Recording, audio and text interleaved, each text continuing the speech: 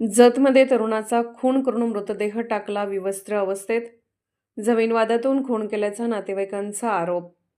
सांगलीच्या जत येथील जनावर बाजार समितीच्या आवारामध्ये शुक्रवारी एका तरुणाचा खून करून मृतदेह विवस्त्र अवस्थेमध्ये टाकून दिल्याची घटना उघडकीस आली आहे. विकास मलकारी टकले राहणार गुघे वस्ती, उमदी, तालुका जत असे खून झालेल्या तरुणाचे नाव आहे. घटनेची माहिती मिळताच पोलीस अधीक्षक संदीप घुगे, उपविभागीय पोलीस अधिकारी सचिन थोरबोले, जतचे पोलीस निरीक्षक संदीप कोळेकर यांनी घटनास्थळी भेट देऊन पाहणी केली. गुरुवारी विकास यांनी आईला उपचारासाठी जत येथील खाजगी रुग्णालयात दाखल करून व यात्रा असल्याने देवीचे दर्शन घेऊन गावी येतो असे सांगून तो निघून गेला.